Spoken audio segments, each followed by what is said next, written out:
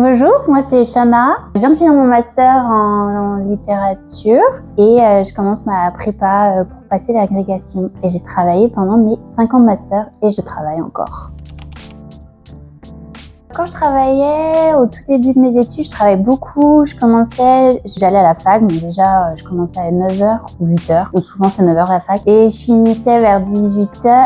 Sauf que du coup, mon travail commençait à 17h. Donc je loupais une heure de cours, j'allais au travail à 17h. Je finissais vers 20h45. Pendant un an, je continuais après, j'allais faire du ménage jusqu'à 2h du mat. Et après, je rentrais chez moi, je révisais quand j'ai le temps. Et puis sinon, je retournais de nouveau travailler. Le lendemain, fac, rebelote. Après, ça s'est diminué, j'ai arrêté le ménage. Mais du coup, mes journées types, c'est fac la journée et le soir jusqu'à 20h30, travail. Et il y a des jours, bien sûr, où ces journées continuent sans la fac. Par semaine, je faisais à peu près... J'étais en 28 heures en contrat à mon travail. Donc, j'avais la fac, mes 28 heures, puis on compte pas les heures de révision à côté. Alors lorsque je travaillais et que tout le long de mes études, heureusement j'arrivais quand même à pas trop réviser et maintenir une bonne moyenne. Mais c'est sûr que j'aurais pu, si je ne travaillais pas, je pense, au moins gagner bien 2-3 points sur ma moyenne. Sauf qu'à des moments je me sentais dépassée et que j'allais aux examens sans réviser, fatiguée. Et puis oui, bon, ça a une forte influence quand même sur ma moyenne. J'avais pas le temps de réviser forcément pour mes matières. Les travaux de groupe, j'oubliais.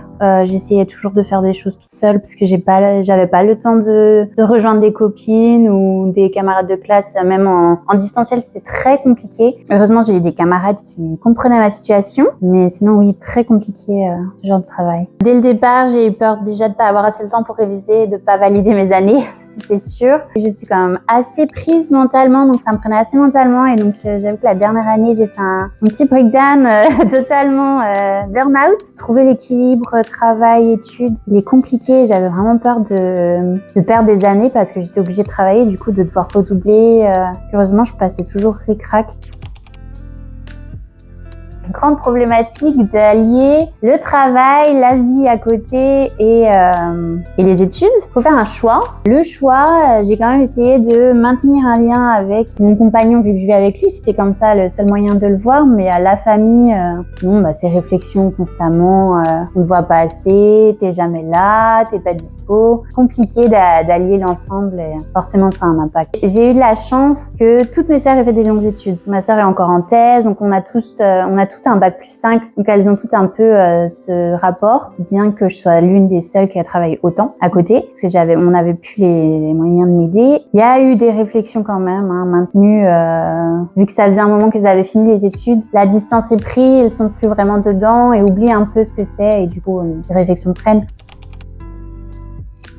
J'ai eu de la chance pendant mes études de travailler, mine de rien, même si c'était une boîte assez conséquente. Ils avaient l'habitude de prendre des étudiants, donc je pense aussi pour eux un avantage. Mais j'avais un directeur qui n'est plus là maintenant, mais qui était très compréhensif et qui acceptait de s'adapter à nos emplois du temps. Savait que le rythme de la fac c'était décalé, on avait les emplois du temps tard, tout était compliqué. Donc je pouvais à tout moment ne pas venir, dire que j'ai des cours qui se sont rajoutés. Donc c'était assez facile. Après, les professeurs, c'est plus compliqué. Les enseignants, ils ont pas l'air de vouloir vraiment prendre en compte qu'on ait un travail. Je me souviens que j'étais arrivée en retard parce que je sortais du boulot et une professeure, j'étais en retard de 5 minutes et elle m'a refusé l'accès aux cours. Vraiment, il y en a des comme ça. Mais j'ai eu la chance aussi, pareil, d'avoir un maître de mémoire à la fin qui quand même m'a félicité de maintenir mes 2 mémoires en ayant un travail à côté et que c'était pas donné à tout le monde. Donc ça fait du bien quand même. Mais le soutien des enseignants n'est pas vraiment là. Vraiment, le fait que les enseignants auraient compris, les maîtres de mémoire, bon, là ils l'ont compris, mais par exemple le directeur de master, le directeur de l'établissement, tout simplement. En fait, ce qui aurait pu aider, c'est clairement cette association, une reconnaissance de ce travail, que les enseignants, je sais pas, à croire qu'ils n'ont jamais été étudiants ou alors qu'ils ont eu la chance d'avoir des parents ou un entourage qui aide. Mais c'est vrai qu'un peu de reconnaissance, pour rien qu'on comprend, moi je demande pas un délai supplémentaire, faut que je rentrerai dans les clous, mais d'être un peu plus souple, plus compréhensible. Rien que de la bienveillance, rien que même ça, de la bienveillance, ça aurait tout changé. La précarité étudiante, il y a eu beaucoup de... à un moment, faut faire des choix, hein, c'est on sort ou on sort pas. Donc, tous mes amis, mon entourage ne sont pas étudiants. Donc, il y a des moments où forcément je fais des choix. Ou alors, on a l'impression un peu d'être un poids, de toujours dire non. Des amis qui se sentent obligés de nous inviter. C'est assez compliqué. Oui, moi, j'ai connu des personnes où maintenant, les nouveaux trucs internet de vendre des photos. Ou on ne sait pas, la précarité étudiante, ça touche, mais tellement de gens, on s'en rend tellement pas compte. Tu dis, ah oui, c'est des petits étudiants et puis chez les parents. Mais non, en fait, il y a énormément d'étudiants qui sont sans abri, énormément, comme on a vu avec les plats à 1 euro, c'était la queue, tout le monde se bousculait pour y aller. Non, on est au compte-gouttes, on n'est pas là à aller manger les midis tout partout et tout. Les 1 euro le croissant, on les compte. Le gros problème maintenant, aujourd'hui, c'est vraiment on ne calcule pas les étudiants. On en a besoin qu'ils fassent des études, on a fait des études, c'est super, vous allez vivre vos meilleures années à la fac. Mais on nous prévient pas. Mais moi, j'ai jamais vécu mes meilleures années à la fac. Pour moi, les 5 ans là, ça a été laborieux, pas l'enfer, presque. On n'a aucun soutien, aucune reconnaissance. Les aides, ça va, ça vient, on comprend rien. Un jour, j'étais échelon 7 en bourse. Le lendemain, on m'a dit j'ai plus droit à la bourse, sans changement de situation, donc on comprend pas, on n'a plus d'aide. Non, les étudiants sont vraiment pas soutenus. Pourtant, on est là, oui, il faut, ne vous inquiétez pas, on vous prend en compte. Mais la preuve que non, en fait, on est dans une précarité. Mais nous rien, on parle en rigolant, ah oui, les années d'étudiants, c'est galère, on mange des pâtes. Mais non, en fait, c'est plus compliqué que ça. Et on n'a aucun soutien. Vraiment, c'est le truc. L'État nous abandonne, vraiment. Travailler en même temps que ses études, c'est bien. Si on peut l'éviter, je le conseille de l'éviter. Si on peut, un petit travail, moi dans ma boîte, je travaillais juste les samedis, l'histoire de se faire un peu d'argent pour soi-même, c'est bien, ça apporte de l'expérience, ça apporte à comprendre aussi l'argent, ça tombe pas du ciel par papa-maman pour après, plus tard, avec le SMIC, ne pas galérer, ne pas courir après l'argent. Ça serait vraiment mon conseil de toujours avoir l'appel du gain en disant oh, si je bosse un peu plus, j'aurai plus de sous, je pourrais plus sortir.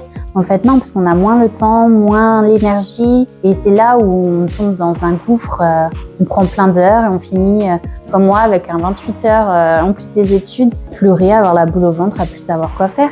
C'est vraiment réussir à doser l'appel du gain et de pas défavoriser les études. Il y en a énormément qui, du coup, commencent un travail étudiant, qui arrêtent les études et qui gardent l'appât du gain et qui restent employés. C'est les 3/4 de ma boîte où je travaillais, c'était des étudiants avant qui ont arrêté et qui sont maintenant en CDI dans cette boîte. Une boîte où c'est limite de l'usine, quoi. Donc,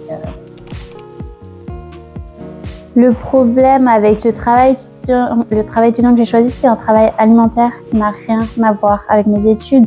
J'ai choisi vraiment, j'étais dans un centre de distribution pharmaceutique et je veux être prof de littérature, à part avoir un supérieur ou plus tard, enfin je sais pas, ou peut-être plus tard quand j'aurai besoin de parler à un proviseur.